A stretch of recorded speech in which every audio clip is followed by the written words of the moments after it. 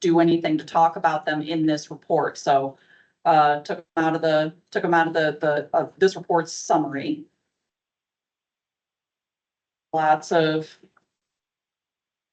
rewording here. If we go down to our second.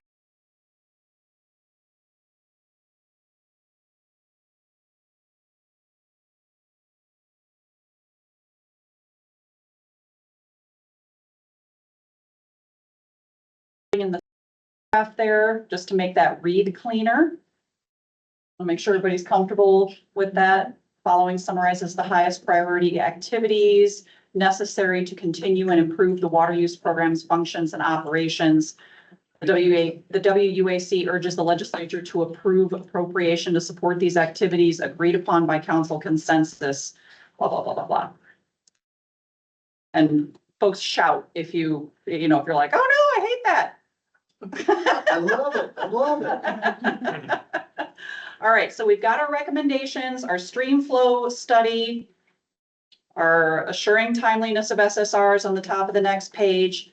And then this is one change that I made. Brian, thank you for making this recommendation. I did separate out the recommended ongoing funding into stuff that goes to Eagle and stuff that goes to Michigan Geological Survey. So that it's, since the legislature has been appropriating those in separate bills, it's a very good point to kind of make that distinct separation in our report too. So that's what the update is here. And it doesn't do anything else other than just give Michigan Geological Survey its own line. So it's a number 4 now instead of part of number 3 as far as our recommendations go. Grammar changes, and then going into the introduction, the next big change we've got is going to be starting at the bottom of page 5. Oh, sorry. Yep. Go ahead. Guys, if you're online, I can't really see you online. So, I mean, so long as things don't get too chaotic, do you mind just shouting out if you got questions or concerns? Trying to help.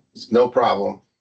Thanks. If you go back up to the money that you'd put up for Eagle provisions. Yep. Did we drop monitoring wells out of that?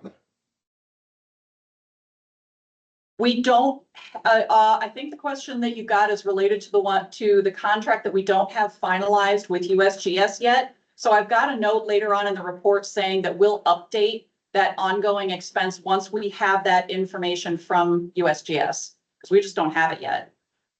And that's from the dedicated monitoring wells, right? Yes, I think so. Yeah. Are you talking about the National Groundwater Monitoring Network? Because that's discussed further down, or are you talking about the new joint funding agreement with USGS that has 4 components, one of which is drilling additional monitoring wells? Yeah, I was talking about the drilling of the additional monitoring wells. There's an ongoing cost for the state that goes with monitoring those once they're installed, correct? Yes. So is that addressed further down? I just wanted to ask before we got too far into the report. Yeah. Once I'm down into like page 15, 16, that's the detailed explanation of kind of what's going on with that. And There we go. then on page 100, excuse me, what page are we on here? Page 17 is where we talk about how we don't know the amount of money that we're going to spend yet. Okay, thank you. Is that I just want to make sure that the monitoring well stuff got funded. I know we talked about it at length, that's all. Yep. Okay. So we'll get there. Introduction, the big addition here starts at the bottom of page 5. This was an insertion that Emily Fennell sent me.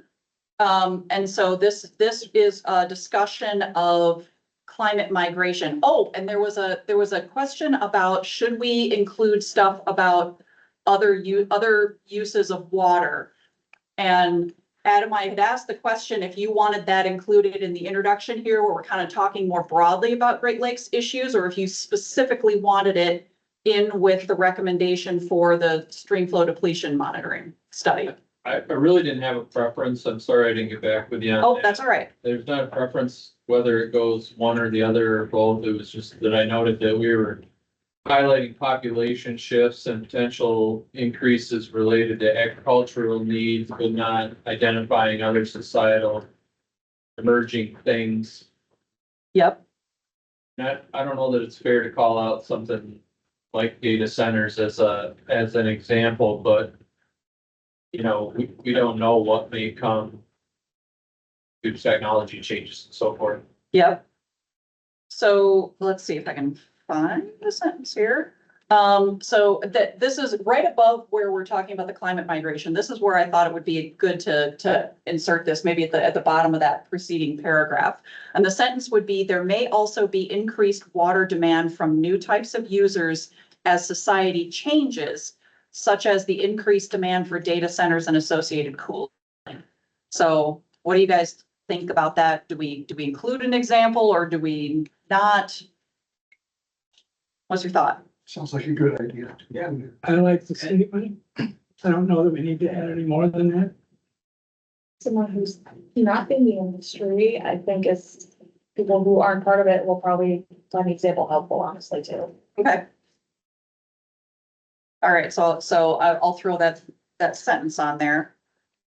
And then the climate migration stuff, I included this, again, Emily sent this to me. I want you to, since you guys haven't seen it before, I want to make sure that you're comfortable with the text here. Can folks see that okay, or do you need me to read it?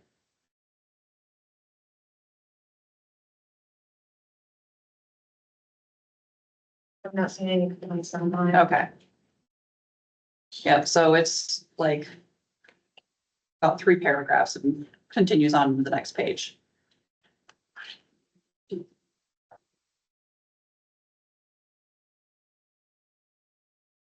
And that is a pretty substantial addition, so I wanted to make sure you guys have time to take a look at it and are comfortable with it. We don't have any recommendations related to it. This is just going to be for the introduction.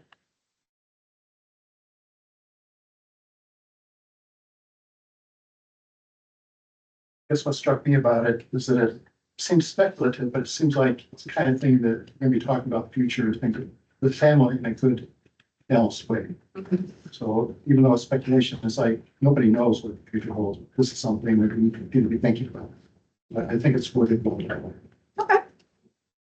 That was a good observation because it was a little more intense than that when it started and it got mellowed down a little. That's probably good. Good. All right. Well, moving on then, if we're leaving that in the report, really our next changes kind of come on the next page here. Lots of grammar cleanup. Basically just making these sentences flow a little smoother and acting with a little more confidence to say, instead of we can do this, we will do this. Which I like that. I like that confidence. Okay. So then moving into our first 2024 recommendation. Again, a little bit of grammar cleanup here. Not huge, substantial changes. Dave, I know you had a chance to look at this quick this Yeah. morning. Yeah, the one thing that I did want to highlight is because I know you had some discomfort with one editing suggestion. As we start looking through the line items for this recommendation. We're gonna get down to page 11. And I know since you had some discomfort with suggested change in the 3rd sub-bullet that talks about fully monitoring the test site for more than one growing season, that second to last sentence there, I changed back to your original. Because it sounded like the proposed edit didn't really capture what you were trying to convey there. So, okay, so in the bullet point that starts with fully monitor the test site on the middle of page 11. Keep scrolling down. Oh, Keep scrolling down. Yeah, Oh, yep, there it I is. see it. Fully monitor the test site. Okay. The sentence we're talking about is in that bullet point, and it's down near the bottom, second to last sentence. And it says, observe stream temperature profiles to identify potential areas of groundwater discharge. And there was a proposed edit that would have said something like quantitatively evaluate temperature profiles to identify gaining and losing stream reaches. But you said you were uncomfortable with that. Yes. So I returned it to the original and wanted to double check Yeah. if there's other changes you want to I'm make fine to with it. this. My concern was that it implied that you're quantifying things based on temperature. Okay. If you're not, you're identifying areas. Okay. Alrighty. Continuing to move on, and if anybody has things that they're concerned about, have questions about, please stop me. A lot of this, again, is just grammar cleanup, you know, like we added headers to the activity and cost table for the recommendation. You know, we made some grammatical changes to the SSR proposal just to clean that up and make it read smoother. Capitalizing and uncapitalizing things. We moved the table up. The figure so that the figure falls right underneath the paragraph where it talks about the figure and above what the actual meat of the recommendation is. So it's basically just reordering how it appears. So now it comes in front of the recommendation so that you can say, here, we're going to talk about figure one, here's figure one, and here's the recommendation. The last version I saw was in two places. So Yeah, the other one's crossed out. It's just harder to see that it's crossed out because it's a table. all right. Yeah. So the second one is gone. The second one is gone. Yeah. That's fine. Yep, it has a green line through it, which means absolutely nothing if you're, you know, just trying to look at it from the standpoint of, did that get removed? Okay. I'm trying to get down to, oh yeah, as we get down to once we get through those recommendations, then we get to recommendations for continued funding. And so that starts on page 14. And this, again, we've split out the Michigan Geological Survey, which still appears as their $3 million ongoing annual funding request. And then separately listing Eagle's ongoing operations and maintenance of current projects, and that's the $706,000 annually, which includes maintenance on the Michigan Hydrologic Framework. And that's $36,000 a year. Then operation and maintenance of existing stream flow gauges, $350,000. And then long-term planning to install up to 20 new stream flow gauges, $320,000.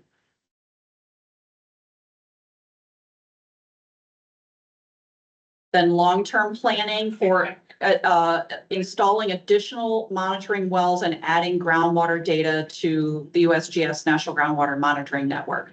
And this is the one that talks about Eagle and USGS are working on a new review proposal for annual operations and maintenance costs that will be incurred after September 30th, 2026.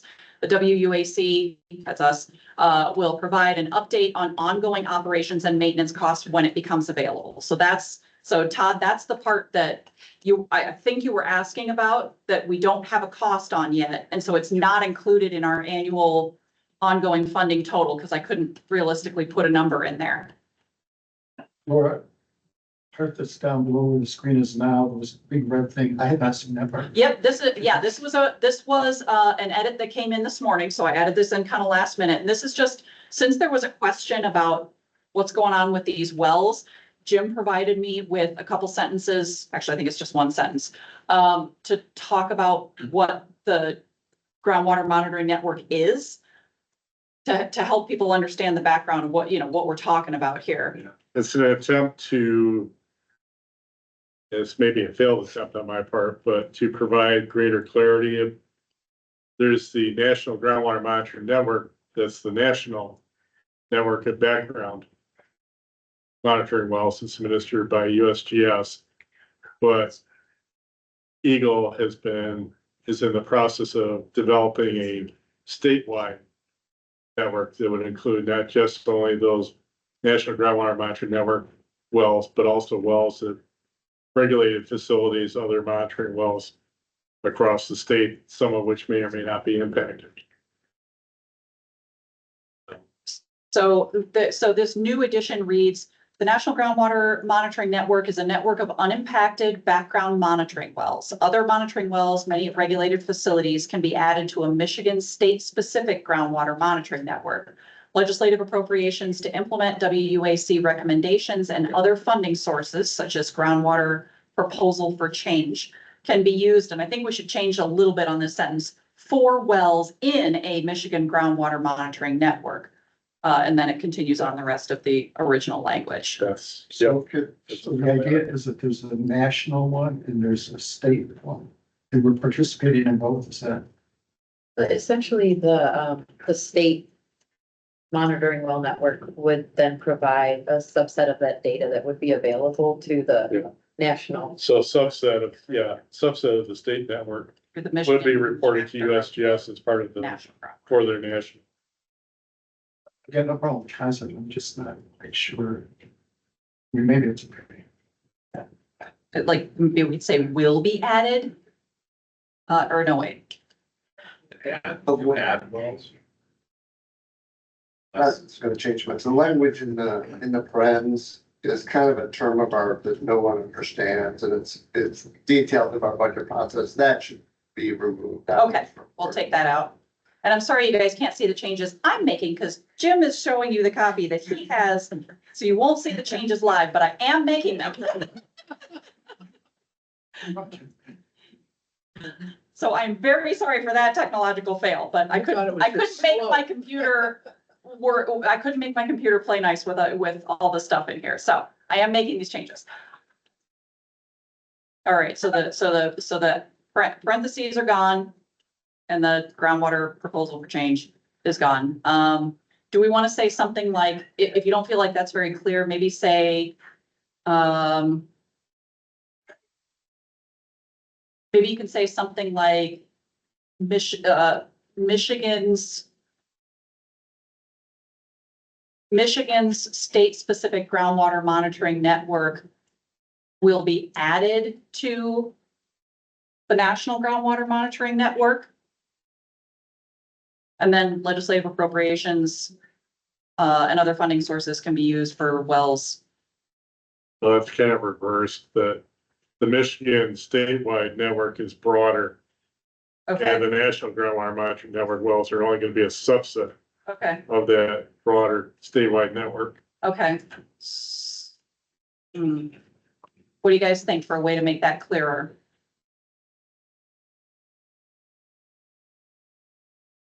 I guess Maybe, I'm not clear. We have a Michigan specific monitoring well network.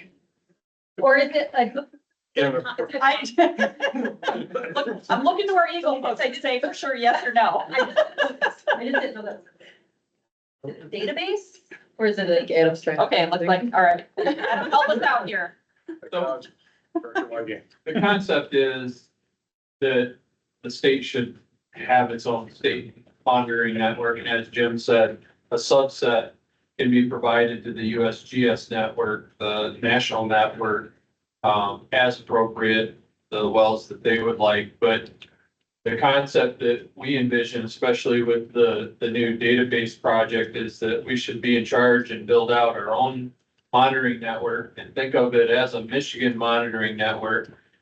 And you report a subset of that to the feds. So is it built out? Not exactly. I mean, it's part and parcel to the work that we've done. We've got all these buckets of funding that are aimed at increasing this monitoring network.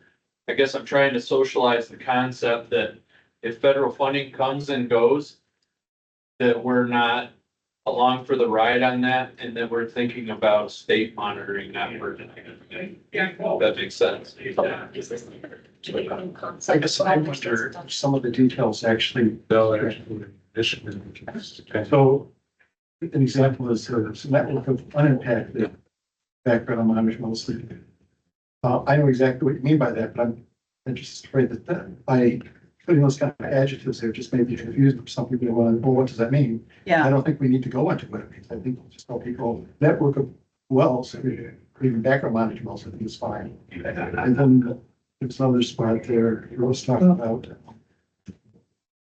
So what if we said something, just something simple like the National Groundwater Monitoring Network is a network of unimpacted background monitoring wells. Michigan will add data from monitoring wells in a state-specific groundwater monitoring network, many regulated facilities, to the NGWMN.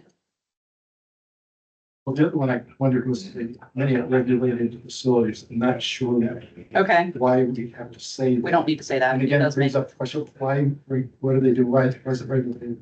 And it's just, Yeah. it's my mind, it's almost saying, but. yeah, no, I just totally think hear we you. can write it more generically. Okay. The National Groundwater Monitoring Network is a network of unimpacted background monitoring wells, period. I would give it that. Huh? Yeah, I don't understand if that means like environmentally impacted or impacted by pumping. Like, it's a little subjective. I'm looking to Jim because he wrote this. Generally Yeah. pumping, right? What does unimpacted mean? Well. Oh, so we typically, they're for the purpose of groundwater elevation data. They can also be for groundwater quality data. Our current grant, we're only anticipating collecting groundwater elevation data. But the National Groundwater Monitoring Network is supposed to be background, representative of background conditions, so unimpacted chemically, but also unimpacted by pumping. I would just say, background monitoring. Yeah. Okay. National Groundwater Monitoring Network is a network of background monitoring wells. Michigan will add data from other monitoring wells in a state-specific groundwater monitoring network to the NGWMN. Mine's not so much about the purpose, it's about the context of this one. Help me make sure I'm straight, because I don't think I am. These are existing ongoing. And so we had a past appropriation to enter into the National Groundwater Monitoring Network, I think, add Yeah. a very modest amount. That was from 2022.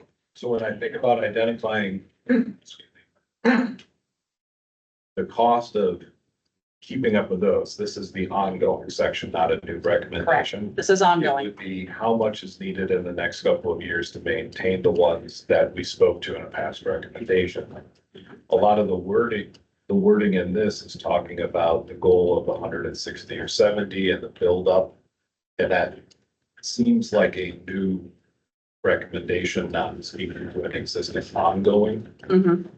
I mean, we could, I love it, but. Yeah. It feels to me like this is sort of extending into a new recommendation.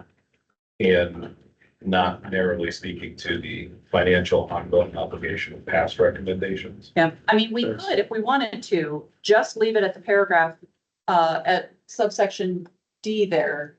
This, long-term planning for installing additional monitoring wells and adding groundwater data to the USGS National Groundwater Monitoring Network. Eagle and USGS are working on a new review proposal for annual operations and maintenance costs that will be incurred after September 30th, 2026.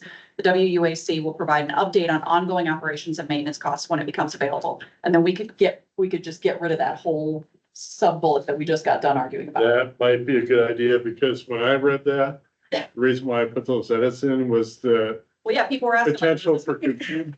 Well, there is potential for confusion because there is the 2020 council recommendation to become a new data provider to the National Groundwater Monitoring Network, which we did, but our grant amount is much less than the appropriation, the 2020 appropriation. So I didn't want, there was somebody reading that might have a question, well, what about the other rest of the money? Where did that go? And then getting to your point about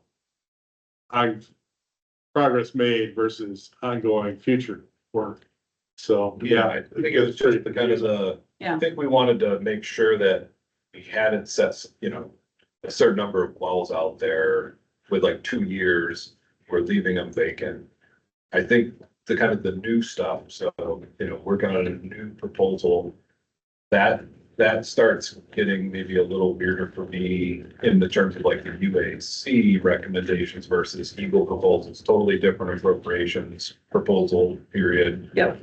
And I know like for whether it's stream flow gauges or groundwater monitoring, we're planning on hitting those in the long-term data planning. So we could come up with, you know, it needs to be more than 160 or 70. It could be less than 160, 70. So I think for me, I'm just maybe struggling a little bit with the covering the past things that have had consensus versus stretching into new stuff, but without kind of treating it like a new thing. Yep, okay, so any objection to just blowing away that whole paragraph that starts with the state's ability to monitor groundwater levels and just leave it at, we're gonna update you when we have the updated ongoing budget numbers from Eagle and USGS? I have no objection. If anybody's really wedded to that paragraph, speak now. Does everybody online understand what's going on? I don't know how the audio has been. Laura, this is Todd Feenstra. One of the door that I would leave open on this is I know that the goal is right around 170 monitoring wells statewide. You know, the Midwest Water Group is already doing almost 200 wells in Michigan. The way Okay. this is worded, it's Eagle and USGS, and yet there is a program for voluntary participation in the monitoring well. We know that we do that in Indiana. And this bullet is really addressing two issues. Like one of them is the climate. And are things changing background in climate for climate modeling? But the other one is in active situations, you're getting an update on aquifer properties, which helps with the modeling, which helps with the MyWatt, which helps with the whole process that we're trying to work on here. I would leave that door open, not necessarily that you got to step through it, but I'd leave that open, that there's room for others to participate potentially in the future as well. I mean, last I checked, the group that we're running's got more monitoring wells than Indiana, Michigan, and Ohio combined. Mhm. And there's a huge potential for others to get into that as well. So my caution would be that right towards climate, we need to leave the door open for aquifer property collection. And then leave the door open also for monitoring to be included outside of just USGS and Eagle. And there certainly is potential, National Groundwater Monitoring Network, other parties can apply for grants. Ottawa County, for example, I think did they get the grant? Oh. Yeah. So, and MGS had drilled wells in both Ottawa and Allegan, and Allegan were entered in. We put them in, but Ottawa did their own. So that's one option. Also, Equus, when it's up and running by design, hopefully will be getting data contributed to it by external parties. So, And I guess that to me, I think still makes the argument that we should maybe just get rid of that whole paragraph. Because that way we're not making a statement about who's doing monitoring wells and how many we have and all that, because that's still very fluid. And like exactly like you just said, there's a lot of non-governmental work going on in this space as well. And so we don't want to misconstrue for the legislators the idea that there's nothing going on. Or restrict the use of the network as well. Yeah, Yeah. exactly. The wells that we have 4 wells in Indiana that are in the USGS National Groundwater Network. And all 4 of them are in active crop irrigated fields. Okay.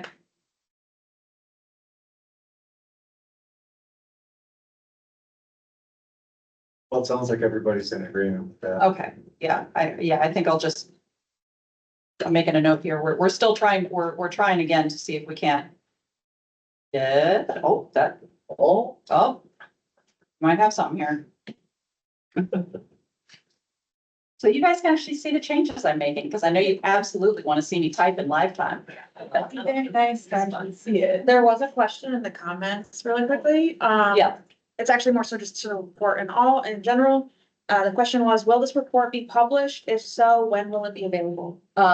Yes, and, provided, well, depending on how quickly we can get the final formatting done, like adding the pictures and, you know, fonts and all that, and page breaks and all that kind of stuff. I would dearly love to get it out before the holiday week, but if it can't go out, it's required to go out by December 28th. The So, final report that goes out will be uploaded to the water use webpage along where the 2014, 2020, 22 reports Yeah. are currently posted. Which might yeah, be. the way we've done this in the past is one of us on behalf of the tri-chairs will send out the email, we'll send it to the, you know, the sort of four corners of the ag committees and natural resources environment committees. We'll send it to the directors, the quality of life agencies, and then everybody who's on the Water Use Advisory Council email list gets copied on it. So that you see that so you see not only the final report, but also that you see, I've got the email record that it went to these legislators. We then go through and repeat that process once we get those new chairs. Once the new chairs are identified for those committees starting in the next legislature. So that'll probably go out again in February. Make sense? All right, do we have this? This is me. It is. It's you. All right, now I have to share it to the teams, right? No, I already shared. Oh, you are sharing. Look at that. All right, so look, you guys can see that I already blew away that paragraph. So that line's good. Yep. Yeah, we're still in track changes here, so nothing is final until it's final. All right, let's see, I'm trying to look for any other, I don't think we have a lot of other significant changes, because most of this stuff, you might recognize it, in the classic rip off and duplicate. I took language directly from our 2020 and 2022 reports to give the update on where we were with all of with all the recommendations that we had made previously, where the appropriations came in. So there weren't any big changes on that. Let's see. Pat, I did get Michigan Section American Water Works put in there for you. And sounds like what we're gonna do for Eagle's representative, because we have to, we're listing these as folks who were appointed by their legislative or governor or Eagle director components. Did we decide for sure that Lena's gonna be the official representative of Eagle as Until we have a letter from the director, we shouldn't have it in, you don't want it in the report at all? until we get the official. But Okay. I may be able to get it in advance, but until it's done properly, we probably should. Okay. Because I mean, you guys know, this is Open Meetings Act. We'll let anybody come play in the sandbox. So I just want to make sure that we're correct with listing of, okay, here's the people who are officially, Again, we can leave it, Appointed. if we get that official letter, we can include it in the report, but if not. yeah, okay. Let's put it in white font. All right, and that is it, guys. That's all the changes. So, questions, concerns, any other things that you found that were, I gotta quit going through this so fast, because now I realize I'm giving everybody seasickness. Yeah. All right. Any other questions or concerns about the report? Just as a quick reminder, I'll jump back up here to the table of contents, because this is the order of how stuff is gonna go. Executive summary introduction, our 2024 recommendations come first in the body of the report, then the recommendations for continued funding, and then we've got accomplishments from the 2020 and 2022 recommendations, which include the information about which budget appropriations came through and which amounts.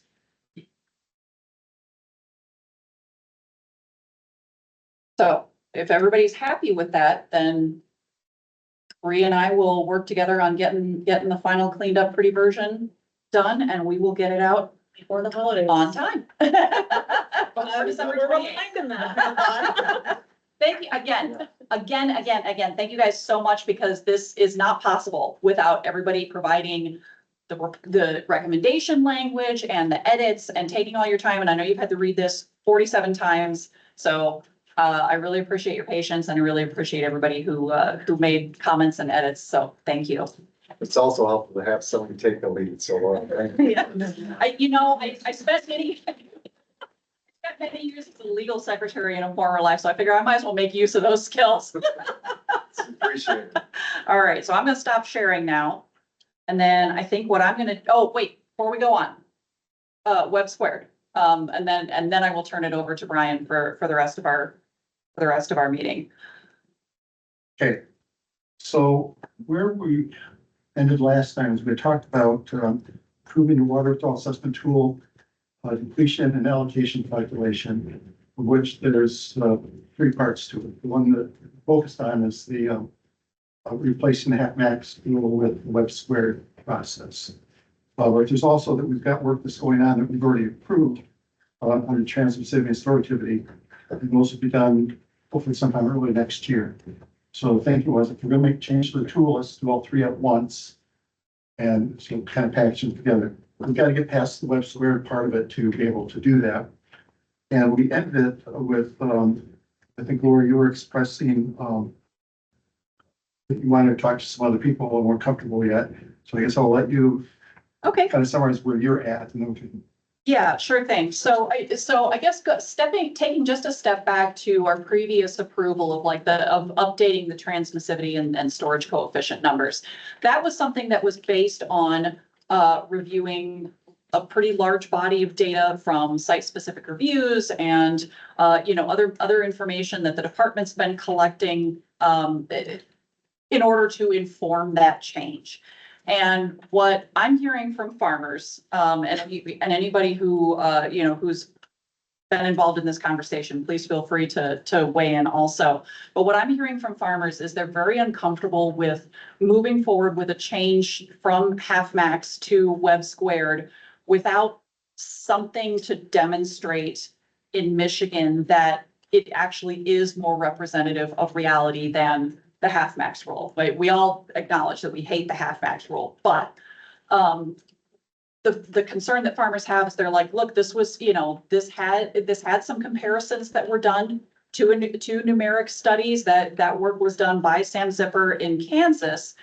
But given that there's significant geological differences between Kansas and Michigan, they really want to see some comparisons to numeric models, some comparisons to scenarios that are representative of our geology here in Michigan before they say, yeah, let's go ahead and make this change.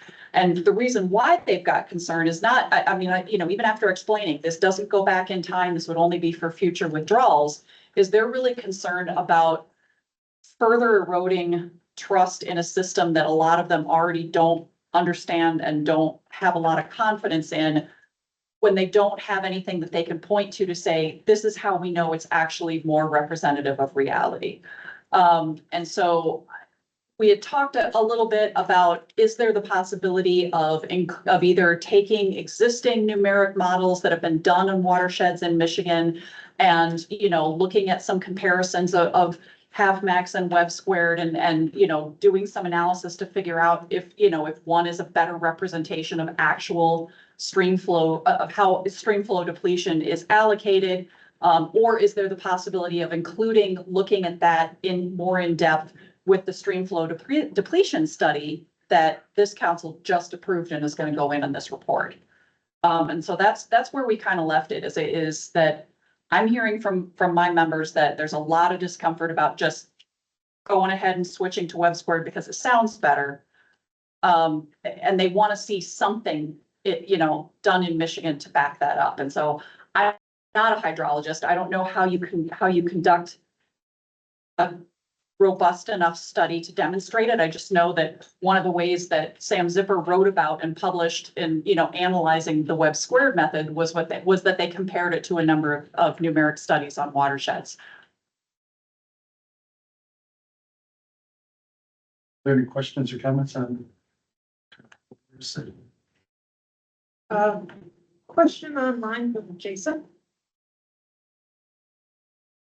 Hey, Laura, I just would agree with the comments you made and the conversations that I've had and how, discussions I think we're hearing would be great to be able to test it against field data and just verify. Guess that's what I would add.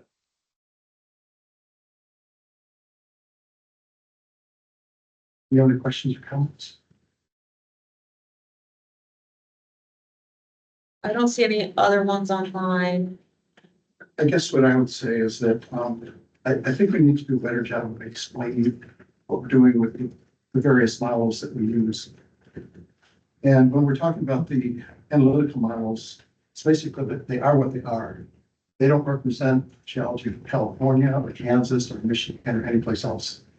They're very simplified analytical solution to some very prescribed terms. So, they start with being uniform, homogeneous, and definitely extensive. And then it goes from there.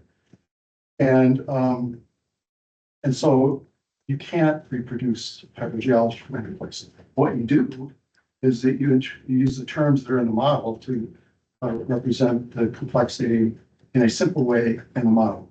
So the transmissivity and storage coefficient, leakage terms are what go into the particular analytical models that we're talking about.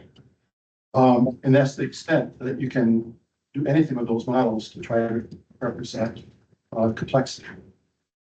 So the idea that you can represent complexity differently in Michigan versus Kansas versus anyplace else is not understanding we're not explaining it well as to what these analytical solutions can do. Now, there can be comparisons, and the comparison is basically about along the line of the depletion. And we did the same thing when we set up the model in place using the Hunt solution for the tool. That we looked at the numerical model in Michigan it was on the Kalamazoo, model. And we looked at, okay, if you put in a number of wells in this area, how's the depletion compare between what we're doing with the solution versus what you get from the numerical models? And it came out as reasonable. It made sense. So we felt good about it. We didn't publish that. We didn't do anything with it other than we looked at it to satisfy our own professional curiosity and try and make sure that we're covering the bases. So trying to design something, well, the other thing is that we're applying it statewide. So even if you go to a particular place and say, well, this represents this very well, you're taking the same thing and designing it across the entire state. And you're representing the different part of the state with a different transmissivity, different storage coefficient, different leakage coefficient. And in the tool, that's fine because we want a reasonable but conservative solution, and it's actually worked pretty well for us with that. Problems we have with our current one is that number one is that it doesn't recalculate based on which neighboring streams have been identified that should be depleted. The half max rule throws out whichever. Okay, so the current system says we've got a well. We're gonna look at home watershed, we're gonna look at every neighboring watershed around it, pick the closest point on a stream, those watersheds. So it looks at all of those points, and then it does the calculation. Anything that's less than half of the maximum depletion is thrown away, and nothing is done with it. Water's lost, all is lost. It does not recalculate based on, we're just gonna look at these remaining streams. Dave, before you go on, can, folks from Eagle, can you confirm is that, because that seems like that doesn't make a lot of sense to me, that the amount of depletion that's calculated by the half max rule is going to end up giving you a different number, a different total of withdrawal potential than the registration does. So essentially, if I'm registering a well for 1 million gallons a day capacity, but the half max rule says, well, it's coming 50% out of this stream and 25% out of that stream, and then the rest of it is other small streams. Is the tool then only going to record that there's 500,000 gallons capacity being taken from this stream and not the million? It never has a million. I mean, I'll let them answer it, but it never has a million. It is what it attributes to the stream flow depletion. That's the number that's getting calculated. So it's not the well withdrawal amount exactly. Yeah. It's going through this formula to determine what impact that would have on stream flow depletion. That's what the half max rule currently is part of that formula. So that million get the pump capacity for a well is not what is being depleted from the surface water bodies. Because you're pulling groundwater from the aquifer materials to the well first before you ever cause depletions to the surface water. Right. I think So it's the question of allocating the stream flow depletions caused by pumping that well. And the half max rule is throwing out all the depletions that are less than half of the maximum value.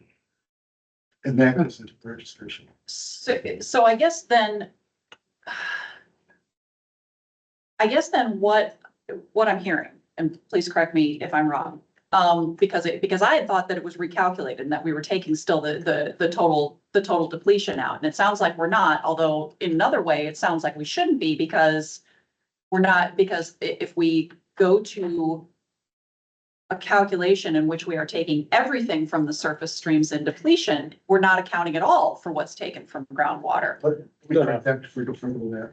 So if you recalculate, it's not taking the million and saying, just read in mind, it's recalculating based on the drawdown to those points that are left, and it recalculates what's the depletion at those points. And then that's what we put into the registration. So it's still significantly less than the 1 million at the well. It's what the depletions are calculated to be at those remaining points. So for Laura's example, 1 million tons, half on one stream, a quarter on another, there's 750,000 gallons. There's 250,000 gallons that comes from the groundwater that is not accounted for coming out of a stream. Yeah, when you look at it, you're always significantly less. If you take the water out of the stream, it's 100%. If you take it out of the ground, it's less than 100%. It's because it's coming through the ground and drawing storage from the ground.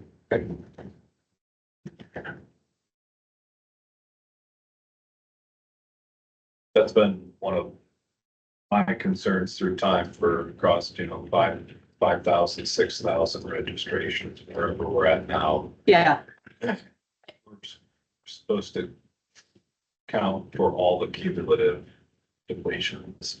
There's a bunch of things to this. Some of it's just apportionment, some of it's keeping track of the total cumulative depletion. I know we, as a group, kind of talk about web square and half max. There's 2 or 3 issues that this addresses that we can use, but what you're speaking to is that's what's concerned our group, is that cumulatively through 15, 17 years of the program, we are rounding off predicted depletions. Mhm. And part of our responsibility is to keep track of those and make sure that those cumulative are causing impact.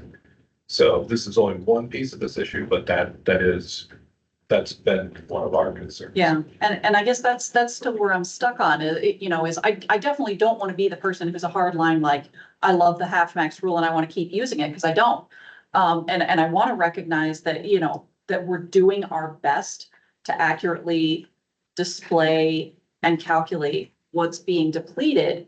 What my question is, how do we have some assurance and how do we give users, since the vast majority of users of this system who don't go through permits are farmers, how do we assure them that what we're moving to is a better representation of reality? The way that, I haven't heard a lot of discomfort with, hey, we're updating transmissivity and storage coefficients because it's based on a body of data that we've been spending the last several years collecting, just through department activities, in looking at site-specific reviews and whatnot. So help me out here, folks who are hydrologists and scientists. How can we show that web squared actually is better and that it doesn't just look better on paper?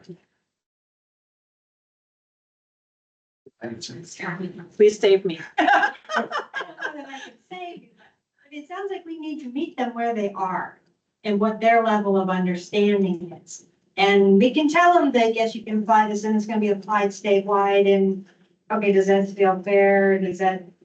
I don't know that that would compute with them, where they wanna see what their situation would look like. So can we do some comparisons of what their situation looks like in both instances to show them what they look like. We've done some of that. You've done, Yes. But I think that what we need to do is, again, a better job of explaining what these are, so that there's several parts to this analytical solution. And the depletion calculation is identical between whether we go to F max or web squared. It's the same solution. So the depletion calculation is the same. What's different is how you're, which portions of the stream you're addressing and how you're doing that. So the comparison is what we do now, which is we just point to the closest point on neighboring streams. We ignore any other stream that's in between. If it's in one watershed, we'll look to the next watershed. And we look at single points around the clock. And we throw out some and we keep others, but we don't recalculate based on those. And if we corrected that max rule, what we would do is we would recalculate the depletion based on those remaining stream points. And recalculate based on those. It'll never go to 100% of the pump capacity, but it will be some numbers different than when we were spreading it across all of the original numbers. What we're doing that is an improvement is that we're taking the part where how do we identify what streams are nearby in this tool? And we're going to look at all of the stream segments that are nearby, whether they're still within the original home watershed or whether they're neighboring ones. And it goes out in an arc just like the expanding cone of compression. And it looks at where am I intersecting stream segments? And how much would I deplete from those? And it gets to a point where it says, okay, I'm gonna have enough that it's gonna satisfy my overall depletion. But it calculates what is the actual allocation across the sweep of arcs of stream segments. So it's a much better way of describing what is out there physically in the hydrology, the streams, and where they are, where depletion is actually going to occur. So it's a better way of depicting depletion. It's the same depletion calculation, but it's distributed differently and much better scientifically based way of identifying where and how much it's going to come from stream segments. I think I agree that we need to be very careful with how we explain it, but I think it needs to be explained. Because that is the fact of the matter, that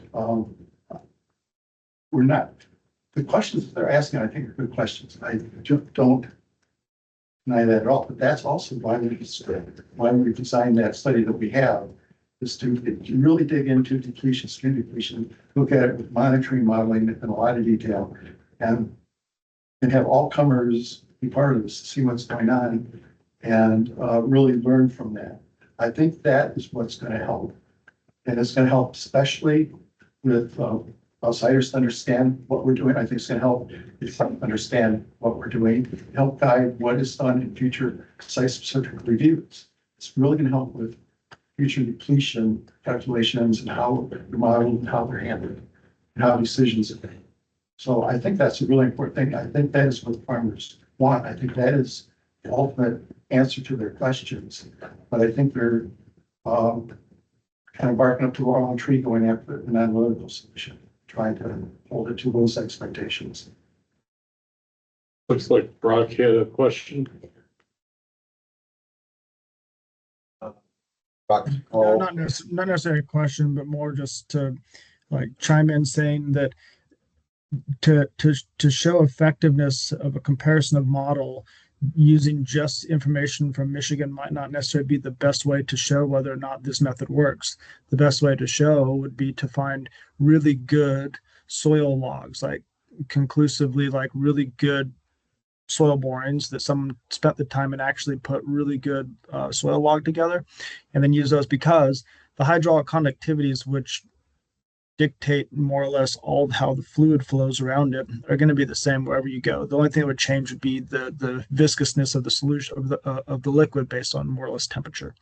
But nonetheless, like I feel like it might be helpful to find out what the real concerns are from these farmers or whoever it happens to be, and help them understand the what this is, or what was being proposed, I guess, rather than thinking it has to be something from Michigan, because that might not necessarily be the most, conclusive way to look at this. And It might be, I don't know.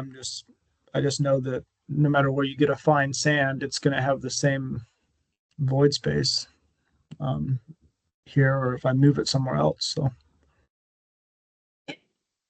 Yeah, that's, I appreciate that. And I guess to clarify, you know, when farmers are talking about, we want this to be done in Michigan, it's not because they think Michigan is the only place on the planet. I mean, it's the coolest place on the planet, but yeah.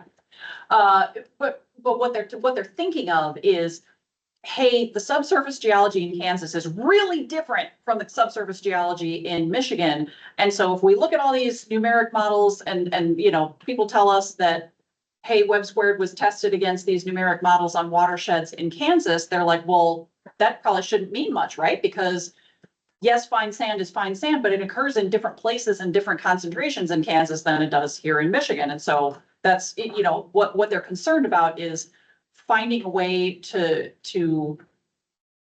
test the Web squared model against something that you would find here. And I think Todd has a question. we would find sand here. Sorry, go ahead. Would find sand here and clay here and gravel here and all pieces of it mixed in like you're saying. I mean, of course, it's not going to be exactly the same, but the material that transitions from one to the next, the individual layers. And that's why I was saying that the better the soil boring log, the better we can really address it, right? Because that means it's now specifically identifying what the fluid transmission is from a sand into a clay, then into a sand, then back into a gravel, or however you want to go about it. But I don't know. I feel like I'm talking to just empty space though, because if it needs to be on their property, it sounds like that's what it sounds like you're suggesting. So help me understand, I guess, like if you believe that you know, if we need to do it in Michigan or not, I guess. Todd, you had a question too. Yeah, I'll throw in a couple comments. I mean, because we've been talking about this for quite some time. I think one of them is, you know, the Web squared part of the MIWAT assessment, the screening tool assessment is just one part of it. You know, I think that's what Dave Hamilton was talking about, was Web squared tells it what streams to take water from, but the Hunt solution tells it basically how much water to take, you know, based on that, in part on that selection. So you've got two different components. So you've got the depletion model, but then you've got this, you know, what stream to pull it from model, for lack of a better term. So the bigger question I think that a lot of the growers have and that I have is, how significant of a change is it if we were to switch? As far as, you know, how much depletion is occurring, you know, is this a holy cow, we're a whole lot better off now than we were before? That's kind of a general question, but I think a pretty solid one. The depletion model itself is off by a lot, a whole lot. And so does switching to Web squared improve that or not, and to what degree? That was one of the original kind of questions. Part of the problem is, you know, especially if we apply it statewide, we're ignoring the underlying geology. We're lumping everything and averaging it based into one layer. Then we bring up what Brock is talking about. We're doing texture classifications, saying a fine sand is within this range all the time. And the driller's logs are not that accurate. Our texture connection to hydraulic connectivity is really, really poor. It is a screening tool, fine. So is it making a significant difference? You know, are we really accounting for some of the geology? And then even if we do implement it in the screening tool, how does that connect into site-specific reviews? Do we do one but not the other? We talked about grandfathering some and only do it on ones that go forward. There's a huge, you know, the law of unintended consequences is going to rear its head pretty hard. So I look at it and I think, okay, is it a good idea? Yes, I think it is. Should we pursue it? Yeah, I think we probably should. Are we ready? And are we to the point where we can answer all those questions that keep coming up? I don't think we're there yet. So my suggestion personally would be, if we look at it, answer some of these questions, get this group on the same page. If we can't get this group on the same page, we're never gonna get the rest of the users on the same page. And, you know, it's not a hard no to this, but to me, it's hey, seems to me we're definitely not ready to implement this at this point in time. And then the discussion is, you know, how do we validate it? How do we verify it? And those are really what we've been talking about for the last 10, 15 minutes or so here. And coming up with a plan on how to do that. You know, if Dave is right and the USGS study is going to answer a ton of these questions, then put this off until that study is complete. And then we'll have some of those answers. Or come up with another way to do it. But I do think if we use a model to verify another model, you know, if we say use the Kalamazoo model to do that, what was the Kalamazoo model built for? And can it really adequately answer the questions that we're looking to answer in this case? You know, is it really equipped to answer stream flow depletion questions or not? So the field data verification, I think, is an important piece. It's not the end all of everything, but it definitely is an important piece. And it's worth spending some time trying to figure out how do we validate some of this stuff? How do we figure it out? How do we figure out the interconnections? How do we figure out whether the Hunt depletion model is the most sensitive piece or is the Web squared the most sensitive piece? And if Web squared is sensitive, is it sensitive or significant enough to make significant changes in the screening tool? So it's a whole lot of things all wrapped into one. I don't think anyone's got a good handle on all of it at this point. So maybe it's just a good idea whose time just hasn't quite come yet. Frank, you got a thought? Listening to this conversation and everybody, I think that one of the fundamental underlying issues that we have that was mentioned right at the beginning is there's a lot of skepticism about any system. And a lot of people are just not ready to trust government no matter what we do. And so the thing is that, you know, we can't expect that this is going to answer all the questions, make everybody sing kumbaya and say, great, you know, here we are. No matter what we do, it's going to be looked at with some skepticism in certain areas. So we have to figure out what we think is the best way to get to the best information for people, and then figure out how to sell it. And I think that's one thing that we need to keep in mind. Thanks. Got a question kind of following up on what Todd was saying, and I thought I brought this up when we looked at the examples that we're bringing up. This was what's really the implementation process and period. And I thought when you answered that, it was like, it's gonna take forever for this new methodology to work its way through the whole system. And it would be years before it would fully flush itself out. Is that correct, or what? Am I so oversimplifying that? So please answer that question again. So my thoughts, and it's subject to what the council, my thinking is that we will implement it from a date certain. We will combine it with these other changes, so we're not changing the tool repeatedly for a period of months or a couple of years. Before we do that, we need to make sure we've got an information campaign, so we let people know this is what's coming, this is why, what's based on. So all that needs to happen.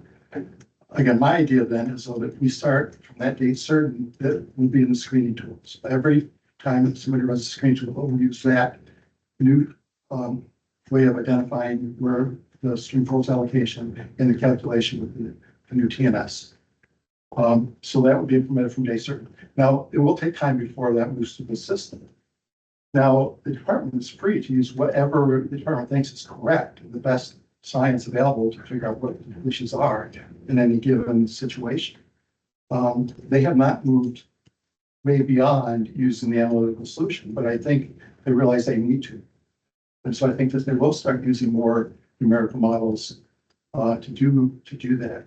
So when you get to a site-specific review is needed, that's when the department should look at the entire water management area and all of the wells in it, figure out what should the allocation be for all of these guys. Because that's what you're looking at. Not only is the allocation right, but is the depletion calculated right?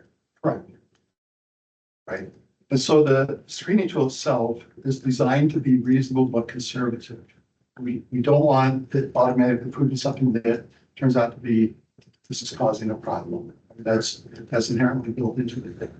I will take exception from one of the things that Todd said is that you don't validate an analytical model. You decide whether it's appropriate to apply in a situation or not, but the analytical model is the solution to whatever problem is set up. It is the scientific mathematical solution to the groundwater equations, given the conditions that it has. And so the only question is how close is reality to that? So that, I date myself, but when I first began numerical modeling, one of the first things I had to do was run it against analytical solutions to show that this numerical model does properly solve the governing equations for groundwater flow. So you would simulate an analytical solution, say, okay, so I'm reproducing what's happening mathematically, let's go apply it elsewhere. But it is the solution for the conditions that it lays sets for. Thank you. Questions online.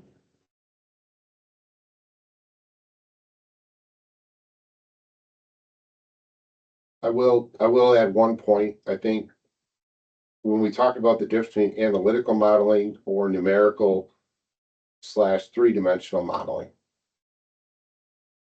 When we compare a model to a model, we're comparing a set of assumptions and a solution from one model to a set of assumptions and a solution from the second model. Comparing the two models alone without comparing them to some real world information just means we're testing one theory versus another theory. So even with the analytical models, we validate analytical models all the time. We do octasolve analysis for aquifer performance tests, and we generate these hydraulic parameters. We generate interference. We generate the impacts of these wells, and then we check it on the drawdown that's actually measured in the field in monitoring wells. So the analytical model is verified against the real world.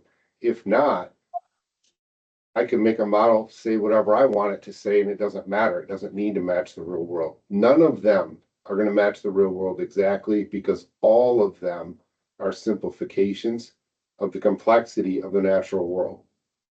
It's just that some models are a little bit better at others at doing different things, whether it's stream flow depletion or groundwater recharge or pumping impacts. The models are designed to answer specific questions. And so then we collect the field data to show that we're actually predicting halfway decently or correctly. So it's a matter of, is this reasonable and representative for the use of this model? So to say that we can just validate a model by comparing it to another model, or to say we can validate a model because we ran it 50,000 times and we know what the statistics are, neither one of those is really grounded in reality. At some point, we got to compare it to what we actually observe in the natural world. And to that point, the analytical models are used so that you can interpret data that you gather, so that you can determine what is the hydraulic conductivity based on the data that you gather. You use the analytical model to make that determination. So the analytical model is the correct solution. The question is, are you far enough? How far are you from the reality, in reality, from where that model is? Do you have to make adjustments to that so that you come up with your best interpretation of transmissivity or hydraulic conductivity, whatever you're drawing from that data? But to say that that model is independent, subject to variation, is not correct. You are potentially using different models to say, okay, how does my situation here relate to how do I interpret the data that I have? How do I interpret this situation? But the analytical solution is the correct solution for whatever is essential. Okay, Mike. I just go back to what Todd said. All of this is BS unless there's data to verify it. We have really smart people in the room like Adam and Sarah that have the degrees and the experience that know what goes on in the real world and tell you with probably relatively certainty what's going to happen. The WAC was based on terrible data when it was built, but the explanation was bad data is better than no data. We now are putting money into it, the groundwater monitoring network, USGS, department, and Beansher's got a private group that is doing it as well. We should be taking all of that data and putting in and testing these models to see whether the reality is, the model reflects reality. It's that simple. I would add the one caveat, being the data committee guy. We like to think comfortably that we measure, we go out and collect data, that tells us the real world. And data is very limited, right? By budget, by protocol, by samplings. That's why we have the whole practice of statistics. You go collect a bunch of data and that does not give you a perfect, unfettered view of what the reality. You use your outside voice, Brian, because I can barely hear you and I don't know if the folks online can. So I think we're making progress, right? People have problems with models because we want empirical data. Because we want to know how they compare to the real world. But empirical data does not tell you a perfect vision of what the real world situation is either, because there's 1,000 variables that have noise and complexities and you can't untangle them. Sometimes you can untangle them, but you can't afford the amount of data or the protocols to untangle them. And what we're all dealing with here is you want something that represents reality. We're not comfortable generally with models doing that.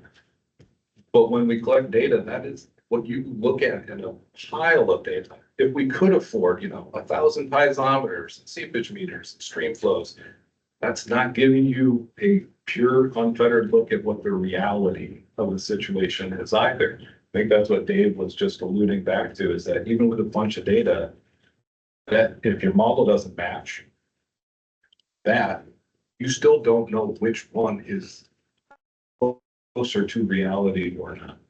That's why people use data and models together. We're all desperately trying to figure out what reality is, and data doesn't tell you it. Models don't tell you perfectly, but they both together can give you the best picture of it that you can possibly get. Neither one is real, like a perfect reality situation. So from the data perspective, I just want to make sure that just collecting data, doing field studies, they have just as many limitations sometimes of glimpsing reality as models do. So I look at this, I guess, from the engineering aspect, at least the scientific aspect. If we did not have half max on books today, and this was a brand new day that we said, we're gonna come up with a tool and we're gonna put it in a model. And we look at these two models that were put in front of us. And we thought, which one do we think would be more representative of reality? I think that's kind of where my head goes to, is I don't know if I really trust one or the other. They both seem kind of weird. The half max seems a little bit weird that we just kind of we don't account for all the rest of the stuff. The web squared at least has some type of array of data that looks like it comes in. So just on those two fronts, if we were sitting here and we had those two presentations that said, hey, we want to put a model into a program, which one do you guys want to try today? I would be more towards the web squared, just because it seems a little bit more analytical to me than what the half max did. But we have a history of the half max and we have a history of what that has done. And I guess that's where I lean on Eagle a lot when we say, okay, if it didn't go through the tool and you had to go through a site specific review, are we finding the half max is kind of in line with what you guys are doing when you do a deeper dive? If you say it's not, then maybe we have to relook at the model. Yeah, I think Doug put it really well, and I think Brian actually put it really, really well also. I think I'm on the same page there, where I'm not opposed to the web squared. I think it's probably logically an improvement for sure. I wholeheartedly believe in that. I don't know how much of an improvement. And I think right now, if you were to ask the question, okay, we have two things that we need to have kind of tethered together. One is modeling and one is some field data, some sort of data. So what do we have? Do we have a model? Yes. Do we have data to go along with that model? That seems to be the missing part. Neither one of them is the complete picture, and if I collect data at one site, that doesn't necessarily mean it's gonna be the same a mile away or 2 miles away. It may change. But at least what we're doing is we're starting to ground truth some of this, so we have both sides of that rather than only one.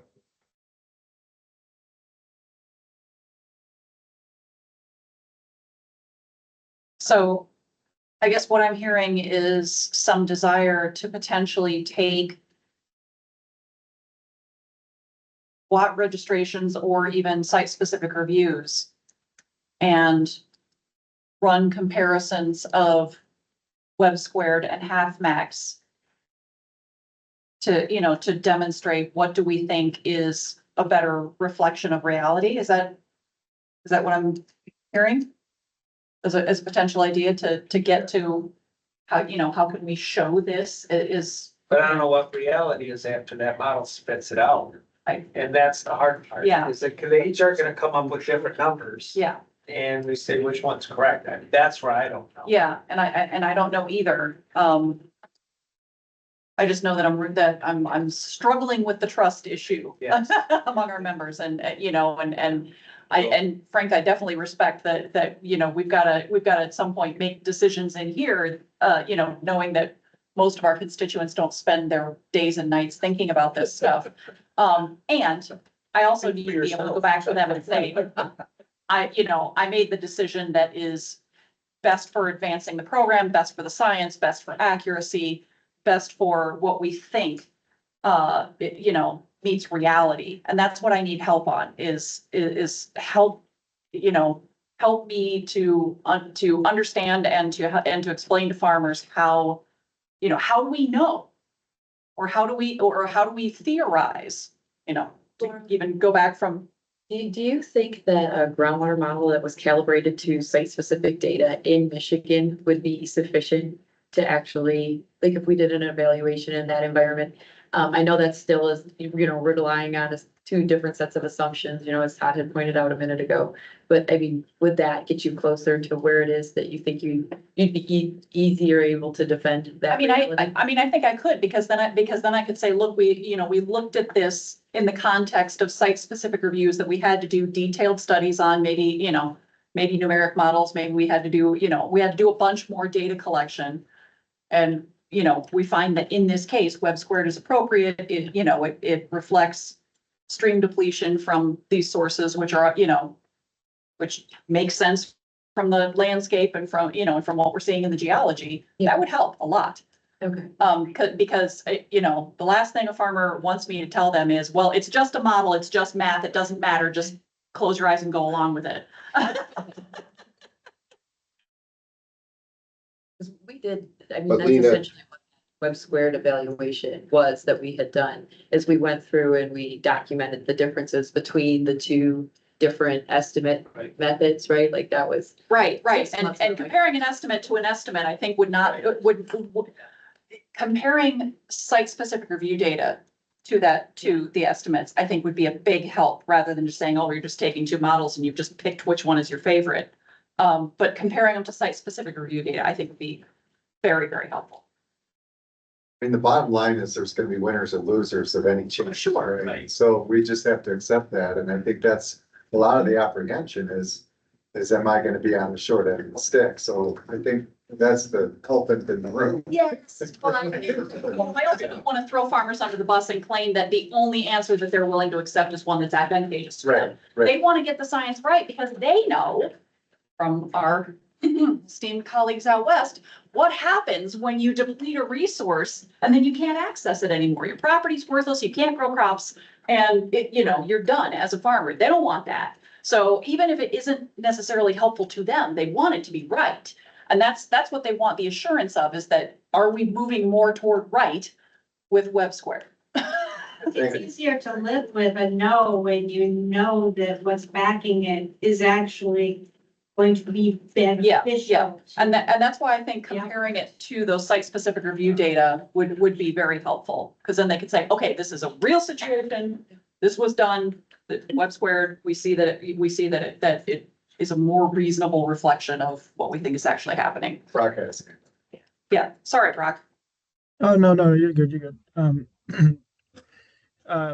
How well do the farmers understand what half max actually is, or has it just been part of the model for so long that it's accepted as this is the way, which it has been, and Yep.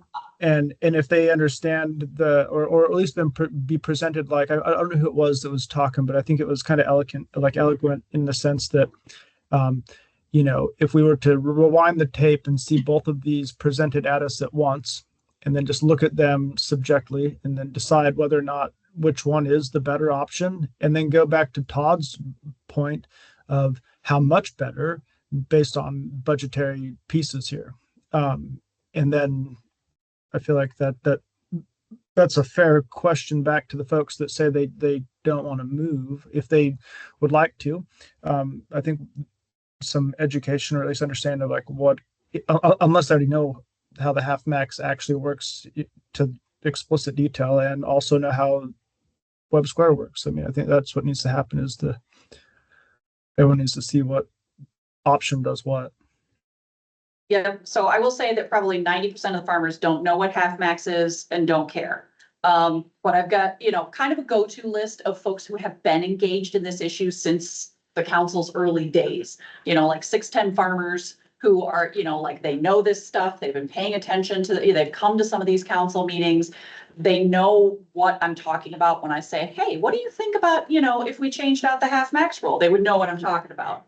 And so that's what I tend to use as my, sort of body of experienced farmers who aren't just going to give me a blank look and say, well, does this fix the system or not? Because I don't want people to just parrot back to me what I'm telling them. I want them to give me an actual informed opinion.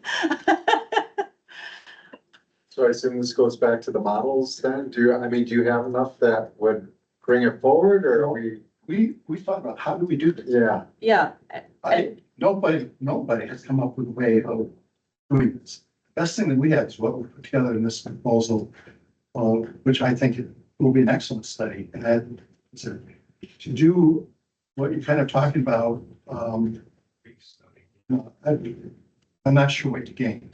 I mean, maybe somebody will feel better about it, but I'm not sure what you actually gained by it. And I guess I'm sorry, go ahead. Monster game right there. Well, I When think, they feel that they understand it, because the mistrust in what we tell them is right there in front of the face all the time. I guess what I'm saying is that you probably mock out what information you can get from where.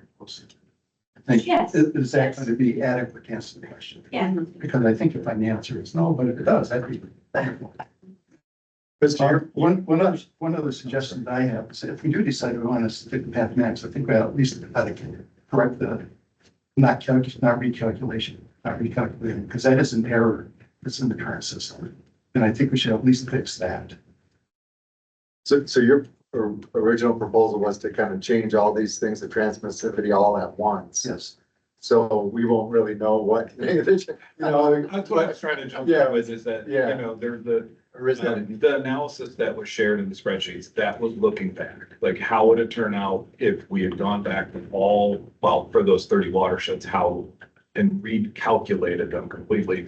In reality, going forward, nobody really knows clearly whether they won or lost by it. It just begins happening in a different way. Okay. At the same time, the transmissivity and storage coefficients could also change. And it's just the first next registration operating under that gets their determination.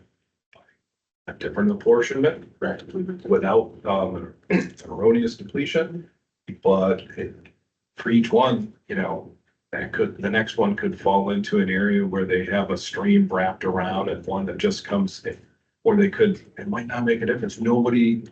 It's just a decision to begin doing something that solves some problems or seems more logical, but no next registration is going to be the winner or because of the change. Be very difficult to figure out how to decipher to tell somebody that, and I'm sure The screening tool is not going to be set up to run side by side screening scenarios to tell people like, well, if we had an updated storage and transmissivity and we had done the half max without depletion or with depletion. It's a change moving forward and nobody's really a winner or loser because of it moving forward, because absolutely, if we did it retroactively the last 17 years, then there's gonna be a bunch of zone Ds and there's gonna be some scenarios that are better and worse. That's not, really nobody, the next registration in isn't going to be contemplating did I win or lose about it. It's just done differently. That's helpful. So there could be a place in the UP 15 years from now that's still calculated on the half max rule, but it doesn't matter because it was never really run through the tool again. Right, right. For that set, yeah, if it was never had a depletion, then Never had a depletion, never have a way to open it up here. So I can say I like the proposals of taking a look at site-specific reviews and or, taking a look through the data that's gonna be collected through this study, to spare everybody the continued pain of having to listen to this conversation. Can we move forward on those ideas and talk about those maybe either, over Zoom or in a models committee meeting or something like that, so we can keep working on it? Cause like I said, I don't want to let this go. I just want to have something that I can say, see, this is how we know it's better.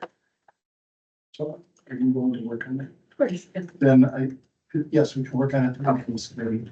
And what I would propose is that we do some examples first, so we can look at what kind of information are we actually going to get. Mhm. Because I think you need to see that. Yeah. And help to understand whether that is compelling or not. Or is it, if it gives you enough confidence, you can say that I can at least feel comfortable making it. That sounds like a good solution to me. Everybody okay with that? And obviously, any committee meeting that's attended, anybody can jump in on it for your preference. So, yeah. There was a question. Oh, is there another question on the chat? Notes for class, are we discussing hydroponic systems? No. No, we're just discussing the direct water withdrawals, either from a stream or from a groundwater well. Good question, though. I mean, I guess you could use it for a hydroponic system, but we don't care what you do with it once you get it out of the ground. Maybe the question is if that's gonna come up in the Eagle update, I don't know, Jim, are you gonna talk about hydroponics in the Eagle update? like the Aquaboni, I don't know if that's what. No, there's not really anything new to report on aquaponics, so. Okay, so I guess short answer, Sherry, is no, we're not gonna discuss hydroponics. We're just dealing with the withdrawal question, but if you have questions about hydroponics, I'm staring at a room full of experts from Eagle, who I'm sure one of them would be glad to talk more about hydroponics. I mean, certainly time permitting at the end of the presentation, I'd be happy to try to answer questions, or some of my experts in the back of the room can jump in. Or instead of sort of a back and forth educational thing, under open meetings, if you'd like to kind of use that time to describe, any interest or relevancy on that, that would be a great to have open. That would in fact be a great time, and I think with that, I'll turn the agenda over to you and we'll continue on the rest of the report. Again, thank you guys. Perfect, then I'll turn it over to you for the update. She said, no worries, I'll do some research. Thanks so much. She's an intern at Climate Resilience Hub. Do we want to cover the Water Conservation and Efficiency Committee update first? Before we get to the Eagle update? Yeah, anybody Actually, wants to content. talk about that? Yes, I am Simon Balil. I'm subbing in for our co-chairs, Kelly Turner and Emily Fennell. We submitted a written report, as you can see, so I'm going to try to make that more interesting than what I wrote. But we're continuing to work. Even though we didn't meet this month, we still working on a research concept for climate migration and its impacts on water use. I think it made its way into the report, and I want to add that this language that Emily sent to Laura was went through by the whole committee, and everybody had a chance to comment and edit. We're also moving along in existing projects that are funded by the WUAC. So water conservation BMP project with the Alliance for Water Efficiency, is moving along. They're still meeting with some of the people they were trying to interview And, Michigan Extension work with, new agricultural educators also continuing. And we're waiting on decisions about the 2022 recommendations to advance those projects. And then we'll meet in the new year. We'll have our yearly work plan and we'll receive an update from the Alliance for Water Efficiency on their project. So that's the extent of the report for the Water Conservation Efficiency Committee. Thank you, Simon. Anybody have any questions? Thank you. Appreciate it. Go ahead. All right. Okay, well, good afternoon. This is the Eagle program update. So I'm going to provide some updates on staffing changes within the groundwater and geological services section. Looking at what staff and programs have moved from water use assessment unit to the groundwater data unit. What are some of the other programs that are going on in the groundwater data unit? And then what staff and programs remain in water use assessment unit? Briefly summarize some of the project kickoff meetings to implement some of the council recommendations and share some 327 compliance metrics, and then finally answer any questions you all might have. So first off, the staff and programs are moving to the groundwater data unit. So Jill Van Dyke, Megan Cameron, and Lena's vacant positions. So the groundwater modeler positions that were in water use assessment unit are now in the groundwater data unit. Within the same section, but in the groundwater data unit. That does include providing technical support to water use assessment staff for any Part 317 out for dispute resolution complaints where we're providing technical support to MDARD. So if we need to do any groundwater modeling to try to identify whether a large quantity withdrawal or which large quantity withdrawal may be responsible for the impacted private well, we'll talk to our comrades in groundwater data unit. They will provide groundwater modeling technical support to us. What's part 317? Part 317 is, Yeah. aquifer dispute resolution. Thank you. So that part 317, if the large quantity withdrawal that is allegedly impacting a private well in terms of either water quantity or water quality is an agricultural well, which over 90% of our large quantity withdrawal customers are, then MDARD has lead jurisdiction, but GRMD provides technical support to MDARD. And then all other water use sectors, Eagle has lead jurisdiction. Jim and Abby, I know before Jim Johnson retired, we had talked about, like, was there a source of funding that we could tap to do some outreach and educational materials on how the aquifer conflict process works for farmers? So it would be kind of a thing where you get a complaint, you go out there and say, okay, this is how the process works. This is what you have the right to do. This is what the small well owner has the right to do. This is what we do, you know, to kind of lead them through what their next steps are. Is that something that we could still come back and talk about, or is that source of funding no longer available? No funding, water use supporting or anything else for the program. We generated another line item. Okay, so we need to find another source of funding if we're gonna do it. I mean, that's part of our education and outreach duties, at least as far as Eagle is concerned. So Okay, we're happy to the extent we can, we're happy to participate. okay, And we're happy to be involved with it, but in terms of finding any money for it, we don't have. okay. Well, that's the short answer to my question. I will get a hold of you guys and we'll talk more. Thanks. Okay, other programs that are in the groundwater data unit, that includes becoming the new data provider to the USGS National Groundwater Monitoring Network, as we talked about. So Sydney is administering the current grant that we have and funding. There may be funding opportunities available for applying for future grants going forward from USGS for that. Another project that's on Sydney's plate, small one, very small. Care and feeding of the Equus database. So that we're gonna be using for creating the groundwater data management system in Eagle.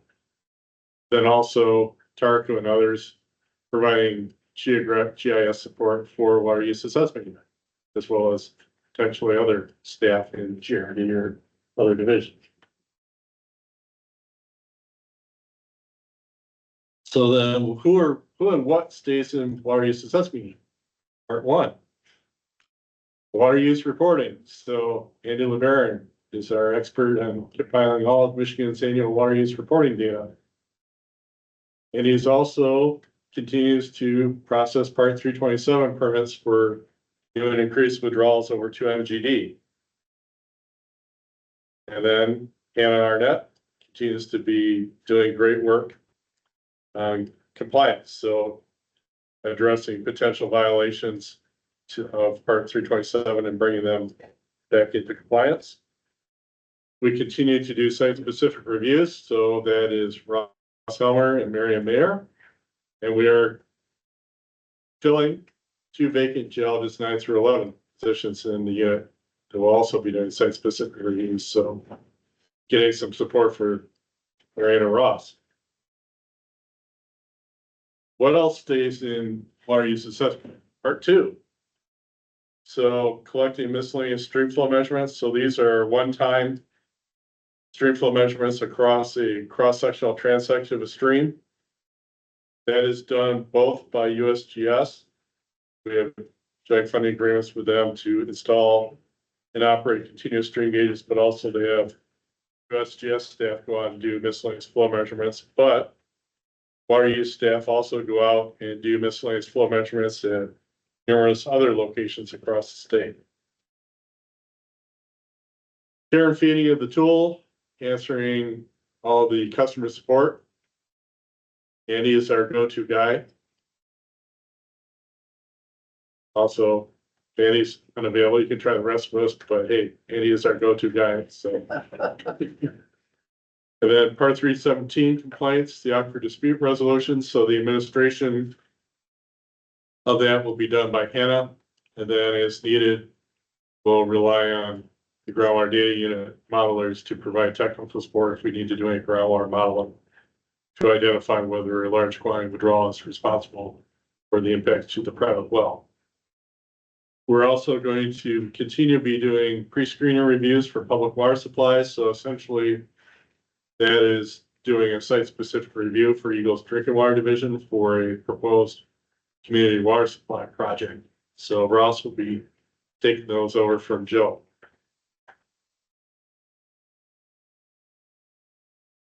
Okay, I was thinking that we would hear from some of the other committee chairs on some of these projects, but we've had a bunch of committee kickoff meetings for several projects, including Michigan Hydrologic Framework, Michigan Integrated Water Management Database, which has been incorporated into part of the overall Michigan Hydrologic Framework project. We also had a project kickoff meeting with DNR staff and MSU talking about cumulative downstream depletion tracking. I should also add USGS. So 2022 recommendations talked about 2 projects, one of which is the Troy Zorn MSU project, and then Howard Reeves is working on another project. So kickoff meeting for those 2. We also have project kickoff meetings for updating the aquifer properties used by the tool. That's the aquifer transmissivity and the storage coefficient values.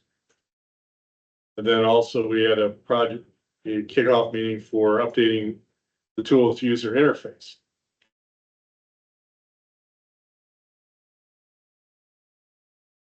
Compliance metrics, so update from January through November. So Hannah's sent out a total of 97 compliance communications, 5 of which are for after the fact registrations. So where we have an existing withdrawal that was installed and or operated differently than what was registered either through the tool or by an SSR.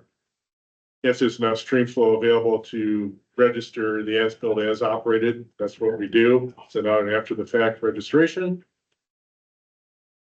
And sent out 1 compliance communication requesting when we have a well log that has missing pump information, so we don't know what the pump capacity is, contact the property owner and see if we can find out what the pump capacity is. Next category, 65, revised registration. So again, if a withdrawal is installed and or operated differently than what was authorized by either by the tool or by an SSR, then if there's enough stream flow available to authorize the as-built as operated, we send out an amended registration. The difference between that and after the fact is that we were contacted by the owner operator, correct, Hannah? So the owner operator is required to notify Eagle or run through the tool if it's installed and or operated differently.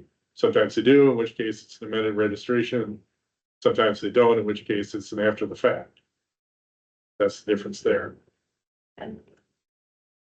Revised registration info. So those are only the ones that I have found, and then sent out notices to the property owners that your withdrawal was installed and or operated differently.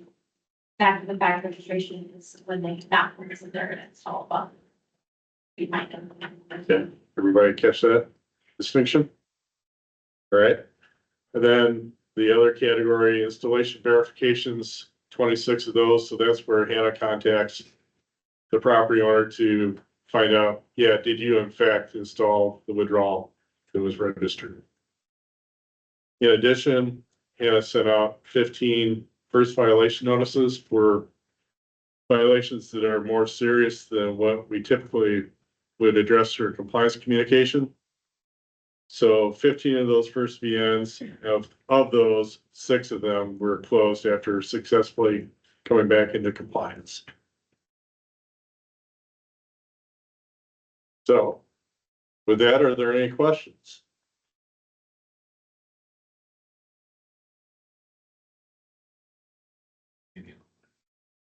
See anybody online? No.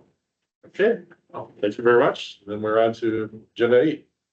Thank you very much. Appreciate the update.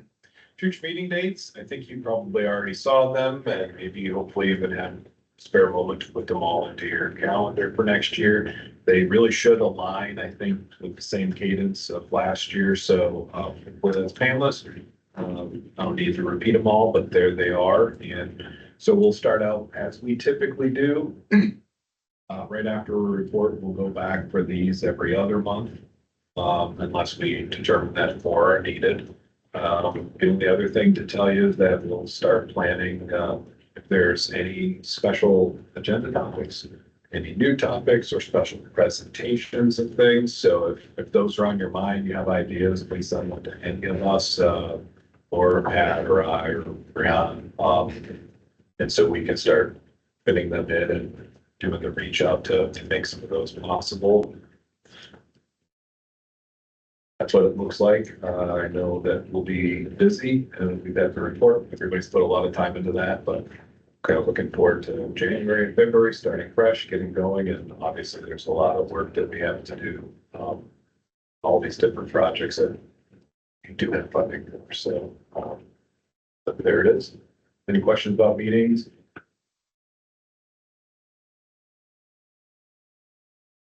Nothing online. Excellent, excellent. I just, Yeah, great. I've, in the past, I've offered to, try to arrange at least one meeting in Indian country during the year. And I'd be willing to do that again if people wanted to do that. There are several tribes with, water operations of different sorts that are, some in the north and some in the lower peninsula here, you know, in Mount Pleasant or Battle Creek, other places. So there may be some reason to do that. And if anybody has any thoughts about that, I'd be willing to entertain that. And if the council would like to have such a meeting, I'd be glad to do what I can to arrange it. Are there any thoughts immediately by anybody? Anybody who hates traveling once every 2 years? I support. I think that's fun. It was nice what you did up in Traverse City and the area. Yeah, absolutely. Very really warm weather. Yeah. I would say thank you. And why don't you take any of those dates that you think would be the easiest to come together for you and the host, and let us know if you make a stride. Okay. I have a meeting in February where I'll be working with everybody, so we should be able to work on it then. So, Perfect, thank you. and not that that would be the meeting, but I can work on it then. Yeah, February is probably not the one. Excellent. I think that probably brings us to the open comments. This is the portion of the meeting where anybody, can have 3 minutes to bring up, almost any topic that they think is relevant to this committee that, was or was not on the agenda. Is there any interest today? Final reminder, but a reminder. If council members, alternates, frequent attendees would please provide your current contact information, including email addresses.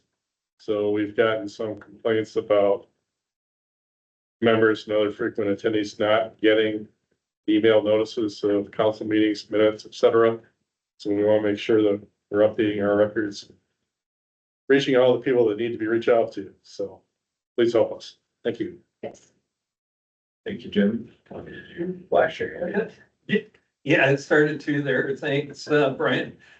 Just to let everybody know, this will be my last meeting. I had notified the tri-chairs about 3 months ago that I would be stepping down at the end of the year.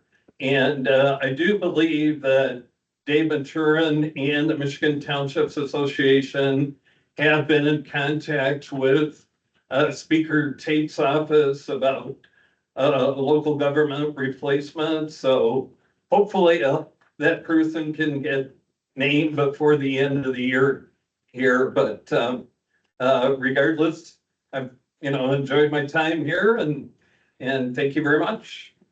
So they don't reappoint you.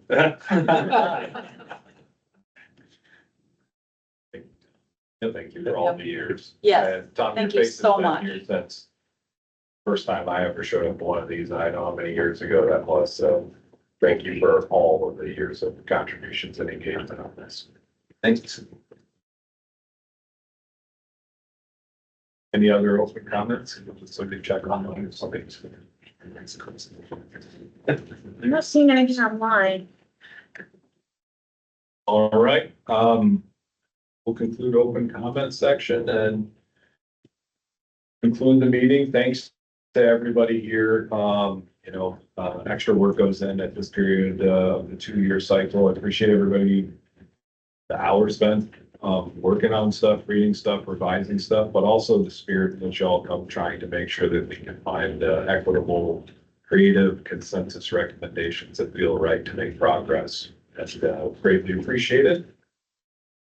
That's it. I hope you all have a wonderful holiday season. You get a little bit of a break with your families and downtime, and we'll see you very soon.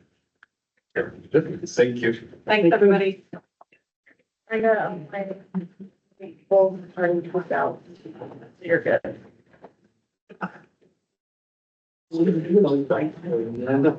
I already.